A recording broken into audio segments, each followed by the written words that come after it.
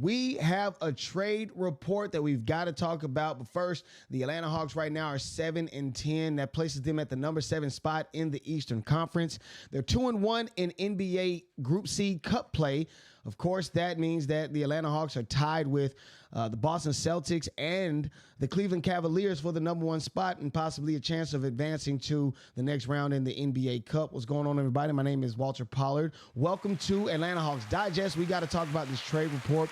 We've also got to talk about the possibility of the Atlanta Hawks advancing to the next round in the NBA Cup, as well as we also got to talk about tonight's game and the tribute that they will be giving to Dikembe Mutombo. But before we do all of that, we've got to jump right into this. We definitely thank everybody for viewing this page. We appreciate it. Up to 75 subscribers within the first month and a half. So I definitely want to give a shout out to that. Appreciate you guys for viewing it. 59% of the people that are watching my videos, watching my updates and things, 59% of you are subscribers, 41% of you aren't. So definitely would like for you guys to hit the like, share, subscribe button. Send it to as many Hawks fans as you know. If they're a Trae Young fan or whomever, just make sure that you send it to them. Make sure that they get this content because they got to see it. They've got to see it. Now let's go ahead and just jump right into it. Really quickly, the Atlanta Hawks, they have a trade proposal that was sent in from Greg Schwartz. Greg Schwartz is a Bleacher Report writer, and he actually sent out a proposal. Get this. He wants to trade for Trae Young and Larry Nance. In that trade, here's what the Atlanta Hawks would get. The Atlanta Hawks would ultimately get Tyler Hero. They would get a rookie prospect in Khalil Ware, Duncan Robinson, and a 2029 first-round draft pick. In my opinion, the only two things that I see that could even work for the Atlanta Hawks would be Tyler Hero and Duncan Robinson. And even that is a shot in the dark, in my honest opinion. Yes, Tyler Hero is playing really well this season so far. But again, I'm not sure if that would even benefit the Atlanta Hawks.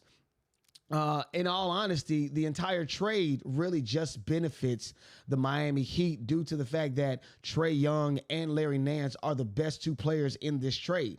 Also, too, the 2029 first-round draft pick, I'm not sure about that either, because if Miami doesn't necessarily continue to win, or if they win too much or win too little, that 2029 first-round draft pick could possibly go to another team due to prior obligations. So again, I don't want to jump up and down and say that this is a possibility that this thing could really happen before the trade deadline, because I don't think it will. But I'd be crazy if I didn't talk about it. Now, we got to remember, Trae Young, he does have one more year left on his contract after this.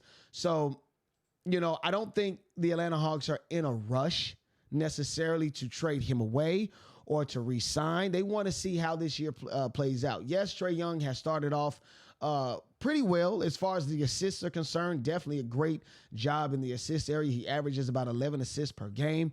So, of course, that's a career high for him. The Atlanta Hawks have shown themselves to be good in different spots. And the Atlanta Hawks have shown that they can get quality wins against quality teams.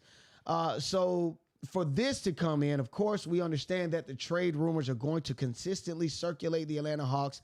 I mean, I had trade rumors prior to the season even starting. And then on that, we know that a trade is imminent. So we understand that somebody's going to be leaving the Atlanta Hawks. We just don't know who. But this trade, nah. I don't see it. I don't see it happening, and that's just how that is. Timing and context is everything, and that's just how that is. Now, I will want to point out, too, that Greg Schwartz, he's been vouching for this for a very, very, very long time. He had even went so far as to saying how the Atlanta Hawks, they benefit from, you know, sending these guys, sending Trae Young. He said the Hawks franchise looks like it has new life thanks to the play of Dyson Daniels, Jalen Johnson, and the number 1 overall pick, Zaccharie Risacher. Given that Young only has one guaranteed year remaining on his contract past this season, the two sides may have to have some serious conversations very soon. Again, I do not see that happening. Yes, they do need to have some serious conversations, but with the play of all of these other players, Dyson Daniels, Zaccharie Risacher, Jalen Johnson, that doesn't mean we want to get rid of Trae Young. As a matter of fact, that should be all the more reason to retain Trae Young and possibly build off of that. Now, I said earlier how the Atlanta Hawks, they tend to play up and down to their competition. And I'd be crazy if I didn't show you guys this because, again, game versus the Trailblazers, we lost, 111 to 114 or 110 to 114. This was not a game that the Atlanta Hawks should have lost. They were up by 20 at a certain point in the game, and yet they allowed themselves to lose this game, unfortunately. They allowed the Trailblazers to get back into the game, and that's just not proper play. Now, the Atlanta Hawks do possess the ability to play well. Of course, this is a win versus the New York Knicks, and I'm showing you the contrast between the losses and the wins, how the Atlanta Hawks are able to get to their point, get to their spots. Trae Young right now, he's 38% from the three-point line, but as you can see, it was working for him versus the Knicks. We have to get the three ball working because for some reason, the Atlanta Hawks like to get into this shooting matches with a lot of different teams. And with the Atlanta Hawks coming up and playing against the Cleveland Cavaliers by the end of this week, we need some things to happen, and we need some things to happen very, very quick. Now, let's just go ahead and just jump right into the NBA Cup, or the Emirates NBA Cup, the 2024 NBA Cup. We got to talk about how the Atlanta Hawks, they do possess the ability to advance in the NBA Cup. Now, right now, the Atlanta Hawks, they sit at the number one position with 2-1. They beat the Celtics. They've beat the Wizards, but they lost to the Bulls. Now, the next matchup is going to be against the NBA's best Cleveland Cavaliers. Wow. That is going to be a tall task. That's going to be a tough ask of the Atlanta Hawks to get a win, but I'm asking the Atlanta Hawks, please, please, please, please get a win, because right now the Atlanta Hawks, they possess the ability to get to the next round in the NBA Cup and possibly win that $500,000 for all of those two-way players and bench riders and stuff like that. This is a big game.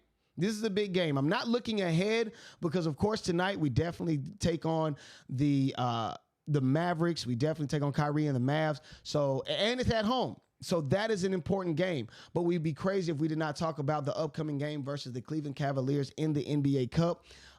They, again, are the best team in the NBA. They only have one loss versus the Celtics. Luckily, the Atlanta Hawks were able to get a win versus the Celtics in group play. So with the loss to the Chicago Bulls, things do look to be a bit down. But again, by the end of this week, we'll know where the Atlanta Hawks stand in this. Again, they hold their own destiny as far as the NBA Cup play. They don't need anyone else to lose or anyone else to win in order for them to advance. But the Atlanta Hawks needs to win, and the Cleveland Cavaliers need to lose in order for the Hawks to advance to the next round. So with that being said, you know, I'm definitely pulling for them. I'm definitely excited for them, and we want to see how things go. Now, we got to talk about Dikembe Mutombo, of course. They're going to be giving him many tributes tonight versus the Mavs. Of course, they got a few things that's going to be going on. Of course, at the half, they're going to be giving a tribute video to Dikembe Mutombo. Again, we all know that he passed away earlier this year, prior to the season even starting. So it's great that the Atlanta Hawks will be giving a tribute to this young man. Every block that happens during the game, they're going to have the no. They're going to have the famous no, playing all around the arena. The Atlanta Hawks are going to be wearing a pregame shoot-around shirt that also has a silhouette of Dikembe Mutombo, and he's going to be doing the little famous finger wave. So it's really good to see that they're going to be giving him a tribute, a much-needed and much-deserved tribute.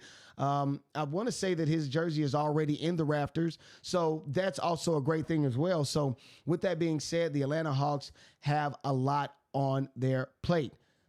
First, we want to win the day. We want to beat the Mavericks at home. This is also the night where they're going to be unveiling their City Edition uniforms. So we definitely want to show up and show out. You don't want to lose on a day like today. You know what I'm saying? With a tribute to Dikembe Mutombo, you're releasing your new jersey. You don't want to lose on today like today. But We got to first stick with what's ahead of us, which is the Mavs, and then of course later on this week the Hawks will be taking on the Cleveland Cavaliers in their, I want to say, their final Cup game in the NBA Cup. So of course, with that being said, we hope that the Atlanta Hawks do get a win. We want the Atlanta Hawks to get a win, and hopefully they can advance to the next round. My name is Walter Pollard. This is Atlanta Hawks Digest, and I appreciate everybody for watching. I'll see you guys next time. Peace.